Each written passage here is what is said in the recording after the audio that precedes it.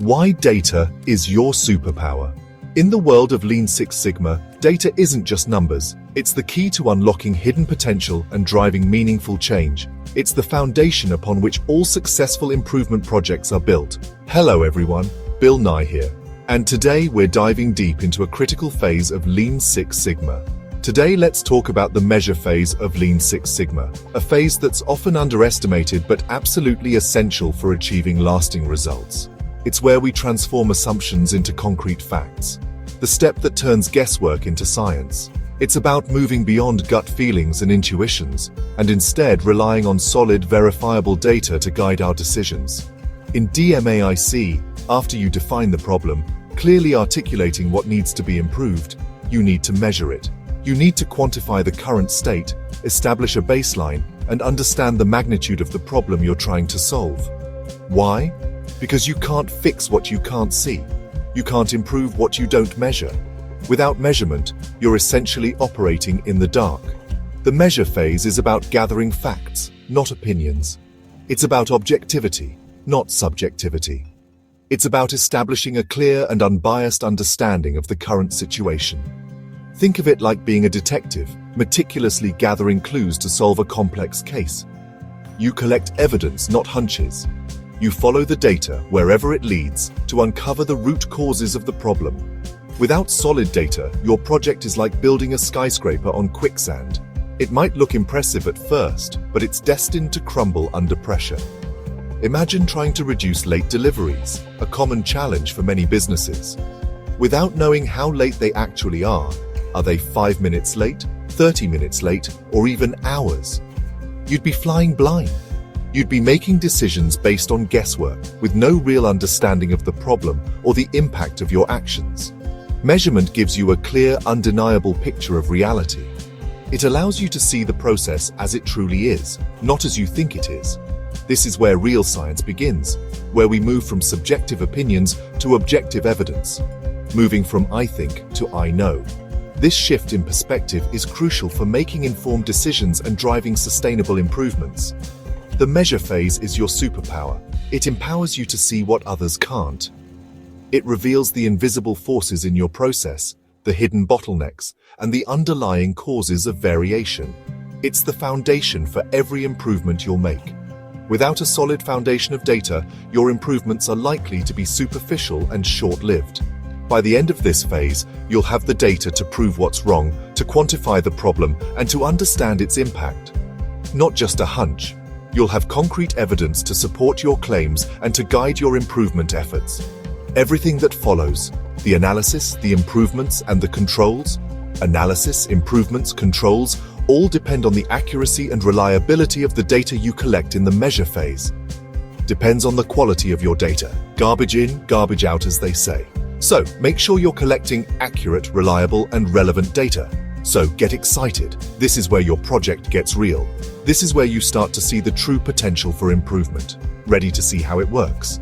Ready to unlock the power of measurement? Let's dive in. Let's explore the tools and techniques you can use to effectively measure your processes and drive meaningful improvements. The journey to improvement starts with measurement. It's the first step on the path to a more efficient, effective, and profitable organization. The measure phase is absolutely critical. It answers one key question, a question that forms the bedrock of any improvement initiative. How is the process performing right now? What are the current levels of performance? What does the data actually tell us? Before you can improve anything, before you can even begin to think about solutions, you need a clear, objective snapshot of reality. You need to understand the current state, free from assumptions and biases. Forget what the manual says. Those documented procedures and idealized workflows. What's actually happening? What's the real process, the one that's being executed day in and day out? For example, a hospital wants to reduce patient wait times. It's a common goal, driven by patient satisfaction and efficient resource allocation. But how long are patients really waiting? What's the actual experience? 30 minutes?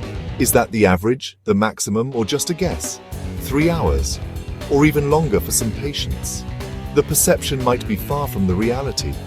The team collects data on every patient's arrival, meticulously recording the time. And when they're finally seen by a doctor, capturing the entire waiting period. This gives them the real numbers, the hard facts about waiting times, not just complaints, which can be subjective and anecdotal. Without this baseline, without this objective measurement, you're just guessing, operating in the dark and hoping for the best. Think of it like stepping on a scale before starting a diet. You wouldn't start without knowing your initial weight. You need that starting point, that reference point, to measure your progress. The measure phase gives you that baseline, that crucial understanding of where you stand today, so you can track real progress and demonstrate the impact of your improvement efforts. When you tell your boss, when you present your findings, our defect rate is 15% and costs us $50,000 a month, you're not just stating an opinion. You're speaking in facts, not feelings, providing concrete evidence of the problem. It creates urgency, it demands attention, and it motivates action, and a clear metric for success, a tangible goal to strive for. It all starts with knowing what's happening right now, with a clear and accurate understanding of the current state. So, what exactly should you measure? In Six Sigma, we talk about Ys and X's. The Y is your outcome, the main thing you want to improve. The X's are the possible causes that influence your Y. For a pizza shop, the Y might be pizza temperature at delivery. The X's, baking time, wait time, delivery route, bag insulation. List all possible X's that could affect your Y. These are your CTQs, critical to quality characteristics. Focus your data collection on these, not on irrelevant details. This step ensures you're measuring what matters, not wasting time. Pinpointing Ys and X's sets the stage for meaningful data. Before you start measuring, make sure your tools are accurate. If your thermometer is off, your data is useless. This is where measurement system analysis, MSA, comes in. Check for accuracy, repeatability, and reproducibility. Can different people get the same results? A Gauge R&R study helps you trust your measurements. If you can't trust your data, you can't trust your conclusions. Validate your measurement system before collecting data. Reliable data starts with reliable tools. Now create a data collection plan. Don't just send people out to get data. Be specific. Define what to measure, how, who collects it, and when. For example, measure total call time from when the call connects to when it ends, using call center software. Involve the people who'll collect the data. They know the process best. A clear plan ensures consistent, usable data. It's like a blueprint for your evidence-gathering mission. A good plan means clean, comparable data. Now it's time to collect the data. As numbers come in, calculate key metrics. For defects, use DPU, defects per unit, or DPMO, defects per million opportunities. For process flow, measure yield, percent perfect, and cycle time, total time per unit. These metrics turn raw data into insights. All this rolls up into your Sigma level, a single score showing how well your process meets requirements. Six Sigma means near perfection, lower Sigma means more defects. Calculating your Sigma level is a milestone. It sets a clear target for improvement. Metrics make your process performance visible. Let the numbers tell the story. After collecting data, establish your baseline. This is your before picture, a quantitative summary of current performance. It's your benchmark for all future improvements. Without a baseline, you can't prove you improved anything. Use tools like control charts or histograms to understand both average performance and variation. Present your baseline to stakeholders. Here's where we are today. As you improve, compare new data to this baseline. The baseline is your anchor and proof of progress. Your project story starts here, with honest, data-driven reality. The baseline is your foundation for change. To measure and baseline your processes effectively, it's crucial to have a solid foundation. This involves understanding where you currently stand before implementing any changes. And to achieve that understanding, you need the right tools. These tools will help you gather, analyze, and interpret data accurately. First, the check sheet, a fundamental tool for data collection. It's a simple yet powerful way to tally data in real time, allowing you to track the frequency of events or defects as they occur. This provides immediate insights into process performance. Next, the histogram, a visual representation of your data's distribution. It shows how your data is distributed, revealing patterns, central tendencies, and the spread of values. This helps you understand the variability within your process. Pareto chart, a powerful tool for prioritizing improvement efforts. It ranks causes by impact, following the 80-20th rule, so you focus on the vital few factors that contribute to the majority of the problems. Control chart, a dynamic tool for monitoring process stability. It tracks process stability over time, identifying trends, shifts, and outliers that indicate potential issues or special causes of variation. MSA tools, like Gauge RRR, are essential for validating your measurement system. They ensure your measurements are trustworthy, accurate, and reliable, minimizing errors and biases in your data. These tools turn numbers into clear visual stories, making complex data accessible and understandable.